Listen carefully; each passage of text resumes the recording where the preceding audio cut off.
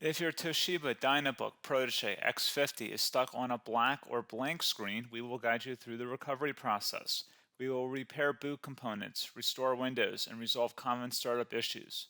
A lot of errors pertain to this problem, and we're going to go ahead and jump into what should hopefully be a pretty straightforward process, guys. And we're going to go ahead and jump right into it. First thing I'd recommend doing would be to actually go ahead and boot to the troubleshooting utility on Windows 11.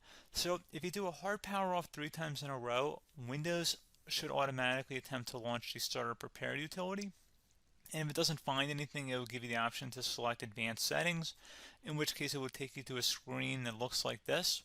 Now, if it does not take you to a screen that looks like this, or you're unable to get to that, you can also download the Windows 10 Media Creation Utility, or Windows 11. They probably will make a creation utility for Windows 11 at some point.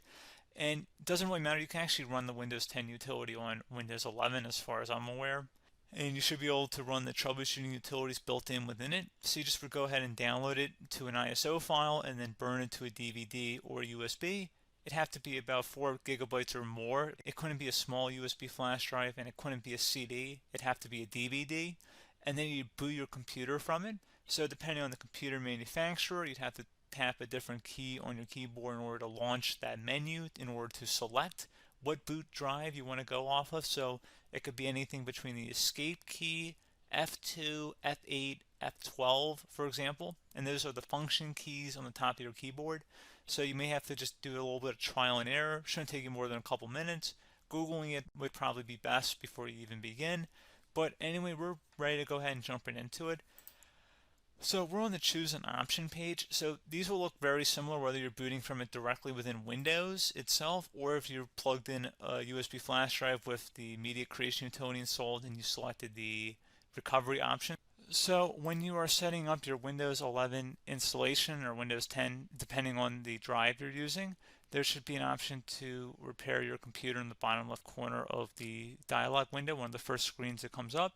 You go ahead and select that, and then it would take you to a troubleshooting screen like you see here. And you want to go ahead and select troubleshoot, reset your PC, or see advanced options. And then there are going to be a whole bunch of options in here that we're going to explore in today's video. The first one, we're going to actually go underneath advanced options and then select startup repair, fix problems that keep Windows from loading. So go ahead and select that first.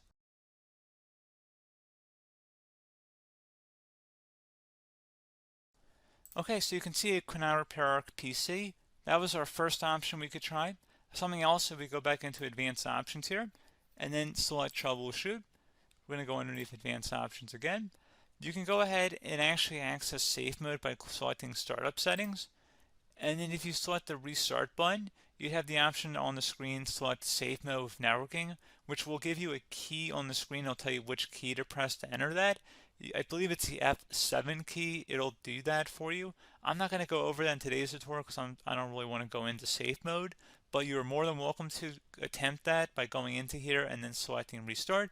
Again, it'll launch another screen. It'll say what key do you want to press, and it'll give you like 7 or 8 different options, and you want to select safe mode with networking. There's also an option for a command prompt too, but that's going to be something we're going to cover later in this video, and we don't even have to go through that in order to access it. So that's why I'm not going to really push for that, because unless you know exactly what's causing the problem, you probably don't need to go into safe mode. Unless you're trying to recover files, in which case then you definitely can go into safe mode, but we're trying to actually recover our computer here. So I hope that makes sense. Something else we can also try here as well would be to uninstall updates, remove recently installed quality or feature updates from Windows. So if you go ahead and select that, you can uninstall the latest quality updates, which generally is the more day-to-day updates. Feature updates are the less regularly released ones, like the big ones. I would equate it to service packs in like Windows 7 and Windows Vista and Windows XP. So larger updates that occur once or twice a year at most.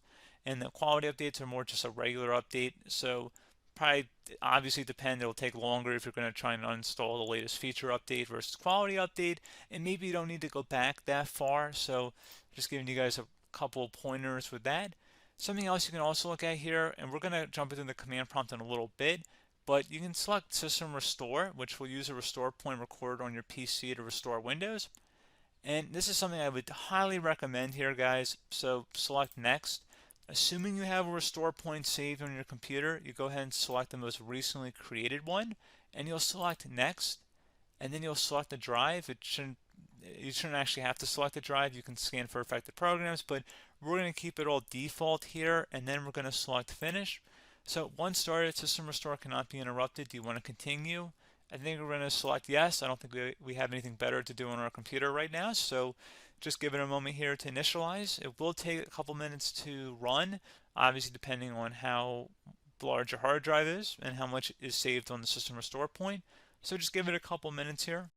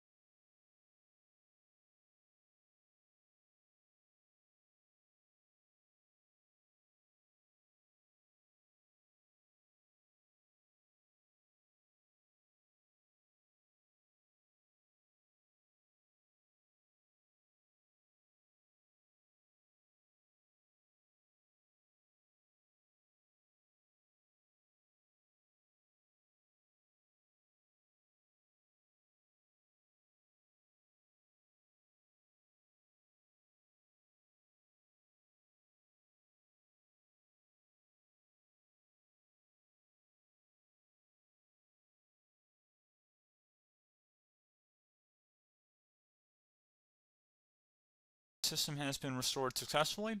We're going to go over a couple different methods in addition to that if that did not work. So I'm just going to pause the video and we're going to start back on the recovery screen that we started with. Okay, so a couple other things we can try here too. If you go back into troubleshoot, you can select reset your PC, while you choose to keep or remove your personal files and then reinstalls Windows. You can select to keep my files, which will remove apps and settings but keeps your personal files.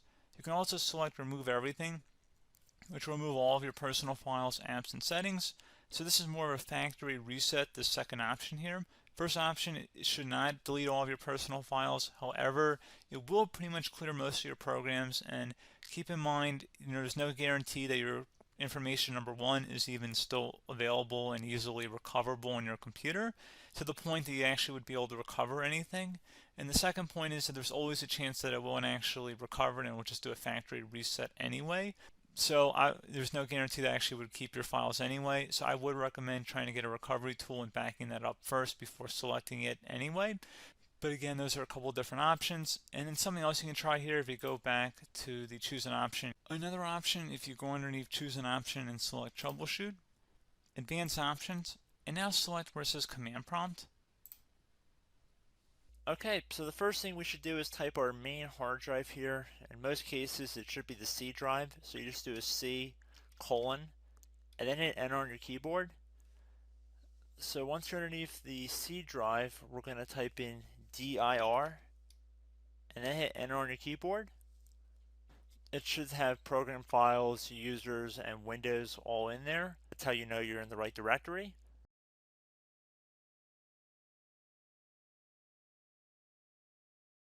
In some cases, it might be the D drive as well, so just keep that in mind.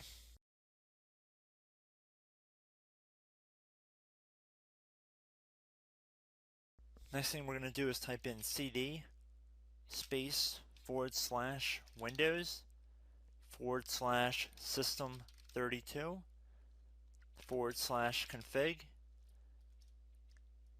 and then you're going to hit enter on your keyboard.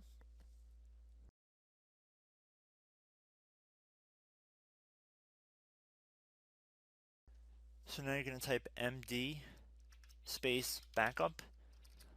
If you've seen other tutorials, it might also say to put down md backup. That's because the backup name is pretty common when you want to back something up. So you can name this whatever you want, doesn't have to be backup. So if you've already made a backup folder in the past, you could do backup 1, for example. So once you're done setting the name you want the backup to be called, hit enter on your keyboard again.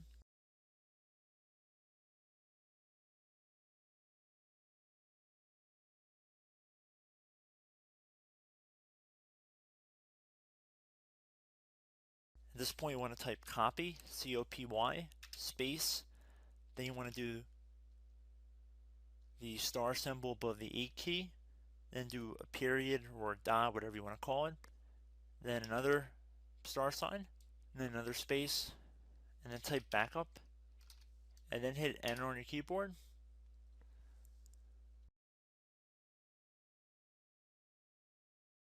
Now you want to type CD reg back, R-E-G-B-A-C-K, and then hit enter on your keyboard. So now that we are under the reg back, so now you want to type dir again, and then hit enter.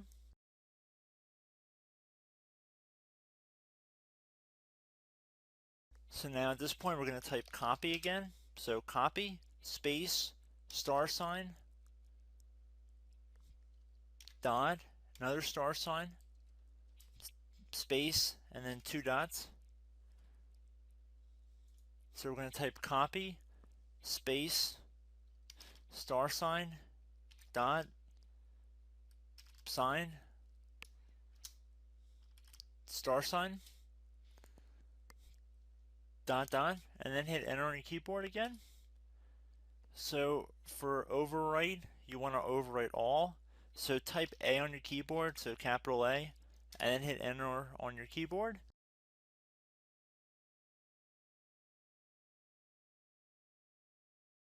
So at this point you should be good to go. You can close out of the command prompt window, and if you accidentally continue to Windows 10 you should be all set. So I hope one of these 3 or 4 different methods we went through in this tutorial helped you guys out.